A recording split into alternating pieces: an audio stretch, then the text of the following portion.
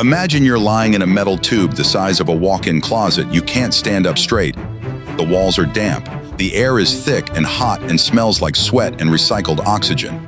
Outside, the water pressure is so intense that if anything went wrong, your body would be crushed before you even had time to scream. Now imagine you have to live like that for 30 days at the bottom of the ocean. And the terrifying part, this isn't a horror story. This is an actual job, and real people are doing it right now, somewhere beneath the ocean's surface in the dark. Today, we're going to talk about the most psychologically and physically brutal jobs that humans have ever attempted, and what happens when things go catastrophically wrong. The worst jobs in history. Throughout history, humans have done some pretty brutal things to survive and make money. And I'm not just talking about boring or exhausting. I mean genuinely life-threatening, lose your body parts, don't come home from work kind of bad. Take railroad work in the 1800s. Workers had to physically step between moving train cars to connect and disconnect them by hand. If they slipped, if they miscalculated even slightly, they'd be crushed between thousands of pounds of moving steel. Some railroad companies actually kept surgeons on site full-time, not because it was a nice perk, but because injuries were that frequent and that severe. Or think about factory work during the Industrial Revolution. This started in the 1760s in England, and the conditions were almost unimaginable by today's standards. These workers put in 12 to 16-hour shifts, 6 days a week, in dimly lit buildings because light bulbs hadn't even been invented yet. The machines were powered by steam from open fires, so there was constantly smoke everywhere. No safety guards, no protective fencing, nothing standing between you and the spinning gears that could take your arm off in a fraction of a second. Major safety reforms didn't begin until 1833. That's 70 years of people being maimed and killed before anyone in power said, "Okay, maybe we should do something about this." And even after that, meaningful improvements to workplace safety continued slowly, well into the 20th century. Now, most of us watching this, based on the analytics of this channel, are from the US or other developed Western countries. And honestly, we're pretty lucky, because we live in a time and a place where there are real protections in place. But here's the uncomfortable truth. Some jobs are still dangerous in ways that no amount of regulation can fully fix. Not because companies don't care, or because workers aren't protected, but because the technology simply doesn't exist yet to make them safe. And one of those jobs is the one I described at the very beginning of this video. Living at the bottom of the sea, it's called saturation diving. And it is, without question, one of the most physically and psychologically demanding jobs a human being can have. Here's the basic idea. Out in the ocean, particularly in the Gulf of Mexico and the North Sea, there are massive oil rigs, huge structures anchored to the ocean floor, pumping oil and gas up to the surface. These rigs need constant maintenance. Pipelines need to be welded. Bolts need to be tightened, valves need to be switched, and a lot of that work happens at depths where no robot currently exists that can do the job with the precision that a human hand can. So humans go down and do it themselves. Now here's where the physics gets terrifying. When a scuba diver breathes compressed gas at depth, those gases, nitrogen, oxygen, helium, start to dissolve into the blood and tissues, kind of like how carbon dioxide dissolves into soda. And when you come back up to the surface, those gases need time to slowly diffuse back out. If you come up too fast, like shaking a soda bottle and ripping the cap off, those gases form bubbles inside your body, inside your blood, inside your joints, inside your brain. This is called decompression sickness, and it ranges from painful and debilitating all the way to fatal bubbles. Can block blood flow to vital organs. They can cause strokes. In severe cases, they can kill you. So divers have to ascend very slowly, in carefully calculated stages, to let the gases safely leave the body. Now here's the problem with commercial diving. The depths these workers operate at, sometimes over 1,000 feet, and the duration of the work make traditional decompression completely impractical. Just 1 hour at 250 feet requires 5 hours of decompression on the way back up. Think about that, 1 hour of work, 5 hours of just slowly rising through the water. A full workday would be completely impossible. So saturation divers don't come back up after each dive. Instead, they live in a pressurized chamber, essentially a metal tube, that is lowered down to the seafloor on a cable. This chamber is their home. their bedroom, their dining room, their entire world, for up to 30 days at a time. The reason this works is actually pretty interesting from a physics standpoint. Your body can only dissolve so much gas before it reaches what's called saturation, where no more gas can dissolve, no matter how long you stay down. Once you hit that point, your decompression time stays the same, whether you've been down there for 1 day or 30 days. That decompression time, by the way, 8 days. When a saturation diver finally comes up after a month on the seafloor, they can't just surface and go home. They have to spend 8 days slowly ascending through pressure stages inside the chamber, letting their bodies safely off gas before they're allowed to breathe regular surface air again. Now let's talk about what that month actually looks like. The chamber is hot, humid, cramped. There's no natural light whatsoever because at these depths, sunlight doesn't reach. The air inside is a special mix, usually helium-oxygen, which as a side effect makes everyone's voice sound like a cartoon character. You can barely understand what people are saying half the time. The dives themselves are done in shifts. 2 divers go out at a time, connected to the chamber by a cable called an umbilical that supplies them with breathing gas, communication, and heat because the water is cold. We're talking temperatures close to freezing in some locations. And when you're out there working, you're in total darkness. Your light barely cuts through more than a few feet. There are particles suspended in the water that create this almost smoke-like effect, like trying to see through a fog, except the fog is pitch-black ocean water. Divers have described it as feeling like you're floating in a void, like there's nothing around you at all in any direction forever. Now, some of you might be thinking, okay, that sounds really unpleasant, but people can handle unpleasant. What's the actual danger? The Byford dolphin disaster in November of 1983, one of the most horrific industrial accidents in the history of deep-sea diving, took place on an oil rig called the Byford Dolphin, operating in the North Sea off the coast of Norway. 4 saturation divers were inside a pressurized chamber system, 2 in the living area, 2 in what's called a bell, which is a smaller chamber used for the actual dive. A diving tender, a crew member whose job is to assist the divers, was working outside the chambers managing the connections. Due to a catastrophic error, the details of which are still somewhat disputed, one of the clamps connecting the bell to the main chamber was released while the system was still fully pressurized. The result was instantaneous and catastrophic. The pressure inside the chamber, equivalent to about 9 atmospheres, was released in a fraction of a second. For context, 1 atmosphere is normal air pressure at sea level. 9 atmospheres is the kind of pressure that exists about 300 feet underwater. What happened to the divers inside is something I'm going to describe carefully, because it is genuinely disturbing. The human body cannot survive rapid decompression from that kind of pressure. The gases dissolved in the tissues immediately expanded. The effects were near instantaneous.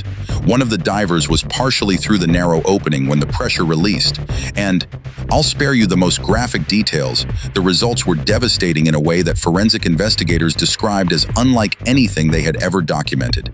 All 4 divers died. The diving tender also died. The investigation that followed led to significant safety improvements in saturation diving worldwide, but it also cemented the Byford dolphin as one of the most sobering reminders of just how unforgiving the physics of deep-sea diving truly are.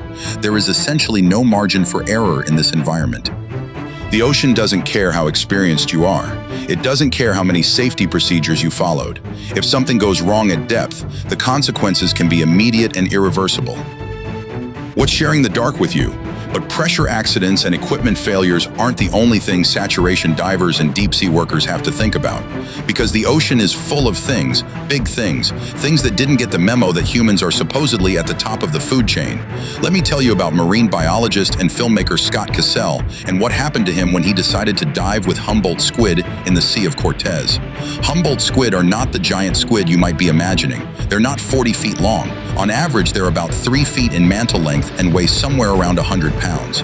But what they lack in size compared to their larger relatives, they more than make up for in aggression, speed, and sheer unpredictability.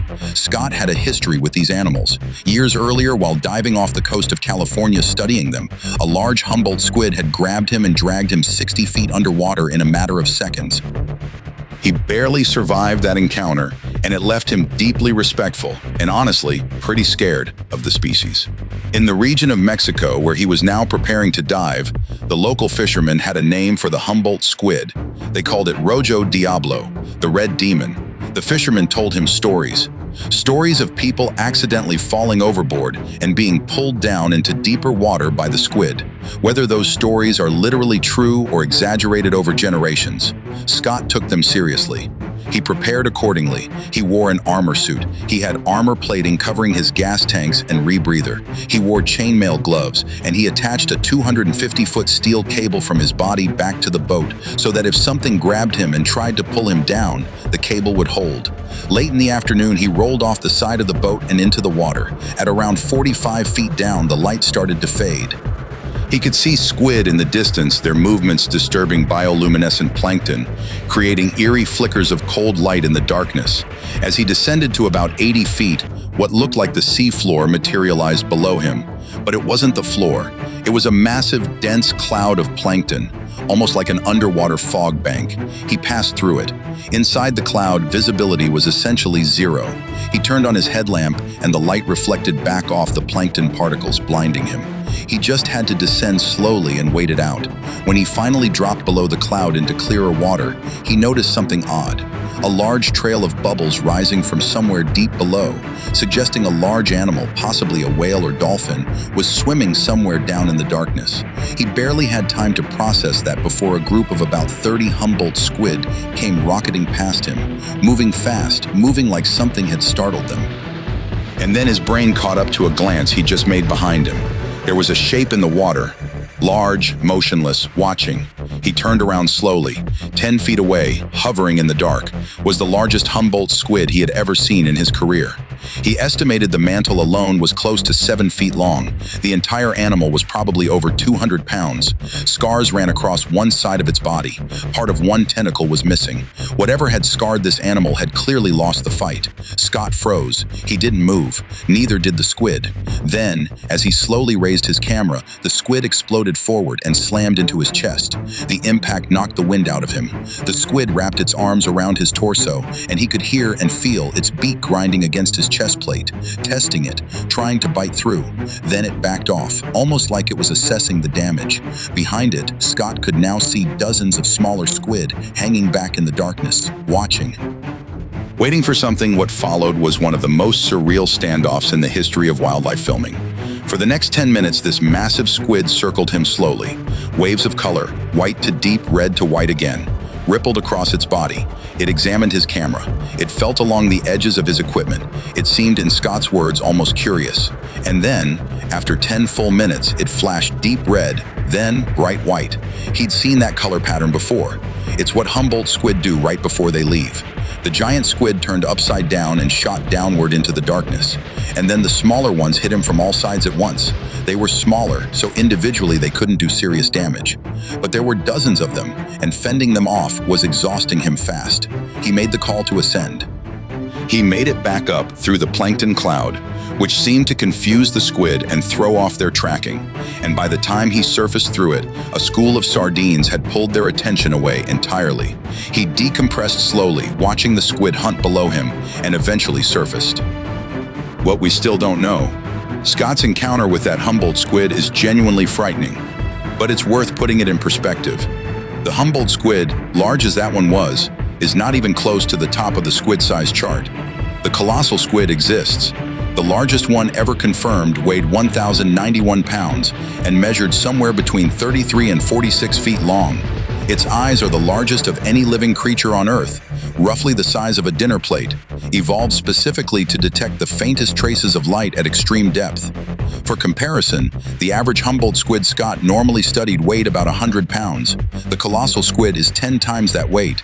And here's the thing, the confirmed specimens might not even be the biggest ones out there. Beaks recovered from the stomachs of sperm whales suggest that colossal squid may reach weights of 1,500 to 1,500 pounds. We know they exist, we just haven't caught them at that size yet. Sperm whales, which are themselves enormous, are the primary predators of colossal squid. And you know how we know that? Because the backs of sperm whales are covered in massive circular scars, not from teeth, but from the sharp hooks on the tentacles of colossal squid as they fight back during the attack. These animals are not passive, they don't give up. It's not hard to understand why the legend of the Kraken exists. Sailors throughout history, catching glimpses of massive tentacles in the water or washing up on shore, completely unable to explain what they were looking at, their minds filled in the blanks with monsters. They weren't entirely wrong. And here's the part that I genuinely cannot stop thinking about. These animals live at extreme depth. We have almost no footage of them in their natural habitat. We don't fully understand their behavior, their intelligence, or their social structure. The ocean goes down to almost 36,000 feet at its deepest point. We have explored less than 20% of it. So the honest answer to the question, what's down there, is we don't know. And if what we have found looks like this, colossal squid, bioluminescent predators, anglerfish, creatures that look like they belong in a different dimension, then the things we haven't found yet might be even more unimaginable. Something about the deep ocean gets to me in a way that almost nothing else does. It's not just the creatures, it's the combination of everything. The pressure, the darkness, the cold, the complete and total isolation from anything resembling the world we know. Saturation divers spend a month living in that environment. They go out every day into the dark, do their work, and come home to a metal tube. And then they do it again. I genuinely have enormous respect for the people who do that job. But I also think it says something important about the ocean itself, that even with all of our technology, all of our engineering, and all of our safety precautions, it still manages to be one of the most dangerous, most humbling, most genuinely terrifying places on the planet. We are not built for it. We were never built for it. And every time we go down there, the ocean makes that very clear. Anyway, my name is Sean, and this has been Scary Interesting. If you enjoyed this one, make sure you check out the other videos in the Diving Gone Wrong series. There are some stories in there that are just as wild as anything we talked about today. Thank you so much for watching, and I'll see you in the next one.